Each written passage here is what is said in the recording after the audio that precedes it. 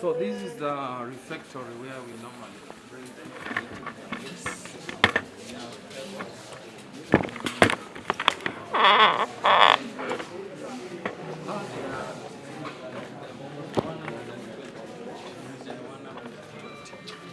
It's only that for now we try to put them outside. And there are those who cannot stay one day, so we let them walk around. It's good we got this place, which is big for them. They are right. Yes, like when they are now it's zooming in.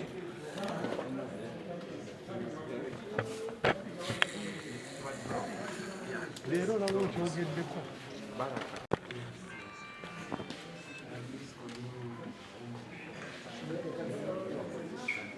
Ema tombona. Oh.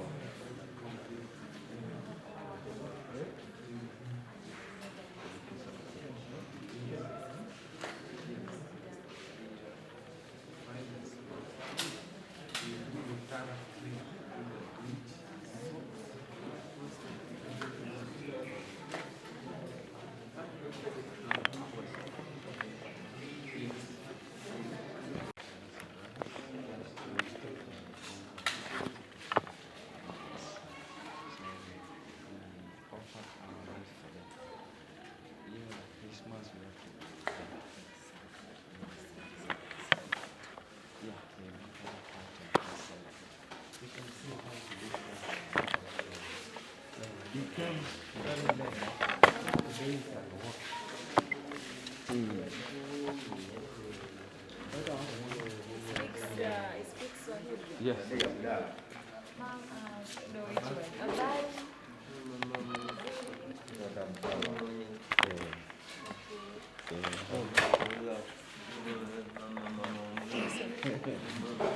This one came several years ago. He could never walk. So what has been done? We did therapy for him and proper food, nutrition. He began to walk and now he helps to feed the other children. He helps. Though he can't walk steadily. Yes, he was totally abandoned on the street. He's so humbled. I think, when you get visitors, Asante. Every time you have visitors at home, it's a good feeling. They feel the radiant, much more. I want to show you a picture, but let you take that side. Guys, let's meet there, please.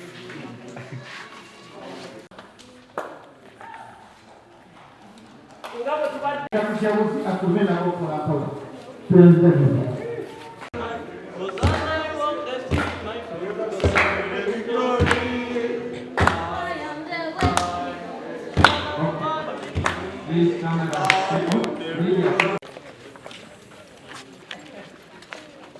Are you sure? Kubagirayo.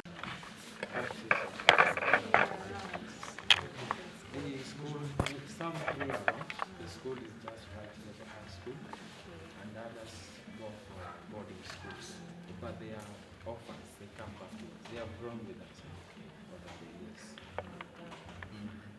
So let us proceed to the next door.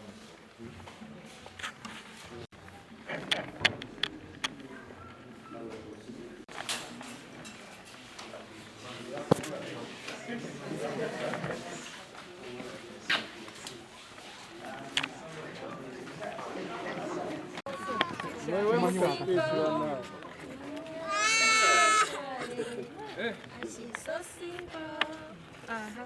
Now I'm going to Mtima kakwata katatu.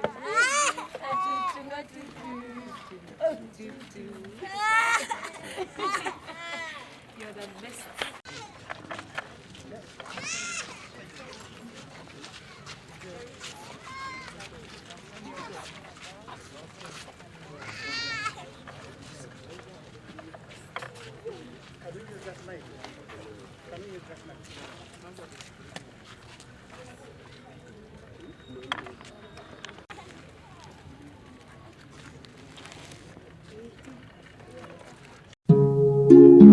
Oyagala omukolo gw'ogwenjawulo gubeere n'ebijjukize mu nnyumba yo? Kankwanjulire ba King Montage Photo Studio. Ffe bakafulu mu kkuba ebifaananyi n'okukola vidiyo. Olina wedding, birthday party, kukyala, nika, baby shower, photoshoot oba music shoot na buli kimu kyonna ky'oyagala. Ffe tusobola okuwa ebijjukize ebirungi eri ebirooto byo. Ate nno mwana wattu kusintiiza omuntu wa bulijjo. Tusange Bannankulabe ku Bitaala ku Prime Tower Level 3 Room D04. Okumanya ebisingawo tukubire ku nnamba zino: 0702 104 125 oba 0755 311 731 oba 0777 223 405. King Montage Photo Studio. Ffe tusobola okuwa ebijjukize ebirungi ate nno mwana wattu kusintiiza omuntu wa bulijjo.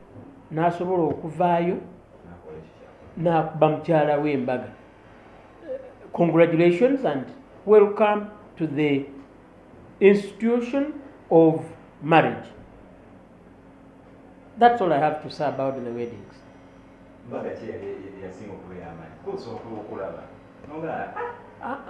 Nedda. Ati tosobola kuwa nti mbaga eno ye yasinga okuba ey'amaanyi lwa nsonga. Oli ekyo kye yayagala. Nze nja kuwayo ekyokulabirako. Kankozese myself as a yardstick. Nze embaga yange nali njagala y'abantu 100. Nakola embaga before lockdown. Way before lockdown. Nali njagala y'abantu 100. Family yange bakulu bange ne bantekako pressure. Olina okuyita ne mwami gundi, olina okuyita ne mukyala gundi. Family y'abagundi yatubeererawo nnyo.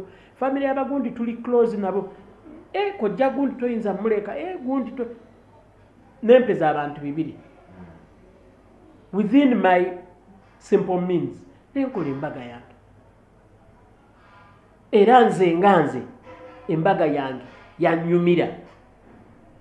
Na buli relative wange ne mukwano gwange yaliko, the feedback I get, balya banywa, they had fun. Kati oyinza okuva eri n'ogamba nti embaga ya Sendi teyali y'amaanyi because gwakatiba akako k'okozesa ku mbaga ey'amaanyi kwe kubeera nti abantu bangi ng'ate nze saagala abantu bangi. Nze for instance ku mbaga yange abantu bonna abaaliko abasaidi yange nali mbamanya amannya 2. Sirimu si nti oyo mumanyi by face, no, nga bonna mbamanyi by 2 names. Abasaidi ya mukyala wange abasinga obungi nga mbamanyi by 2 names, abalala by 1 name, abalala nga bwe mubuuza nti kozi oyo yaani, nga matya oyo mwana wa Ssenga Mugundi mukyala Mugwanya. Gundi tiye nga nali at least muwuliddeko tyoye mukwano gwange tukola naye nti wa company ki tigweti mutegedde mujjukidde. Nze I wanted a wedding where I could sit nga buli wentunula bwe nti ndaba gwe mmanyi. Nakola speech ku mbaga yange and I talked about everybody at my wedding and why that person was there. So you can't come out and start gauging somebody's function. Maybe bana bakola programs eza New Vision eyo yalinanga Fashion Police, simanyi oba ekyaliyo sikyasoma New Vision. Yalinanga Fashion Police nga ba critiquinga enyambala y'abantu. So maybe TV erina fashion show yesobola okugenda nefuna clips ne critiquinga negamba ono luno olugoye terunyuma ku mbaga, luno lwanyumye, omukyala wo bw'ayambala bw'ati, omwami tasaana kwambala bw'ati. Nga naawe nange bwe mmanyi nti bwe nsiba omusipi ogwa brown sisobola kwambala ngatto ya black, nti omusipi bako weebeera amapeesa g'essaati we galina okubeera ne zipu y'empale weerina okubeera, ebirina okuba nga biri mu layini, si kusiba mpale amapeesa g'essaati gali eno, omusipi bako eri wano, zipu y'empale eri eno. kati ne bakritiikinga ebyo era ne bagaa nti in summary mu mbaga ezibaddewo omwaka guno eno yembaga abantu kwe basinze okunyuma oba okwambala obulungi otegera kyeŋŋamba. So I can't come out and comment on the weddings. Tugende kusumba omulungi owakananirani Lewis B yakola omukolo musumba waffe tumukuliseeyo Pastor Bugingo ne Susan Makula. Tusooke tutereezeemu omanyi mba njagala nze ne mmanya bw'ogamba nti musumba waffe omusumba w'eggwanga nedda omusumba taba wa ggwanga naye buli omwami omanyi tusooke tugende mpola. Pastor Bugingo Alozias oba yakyala oba yayanjula simanyi but yakola omukolo bamwanjula ewaabwe wa Susan Makula. I am happy for them for their function.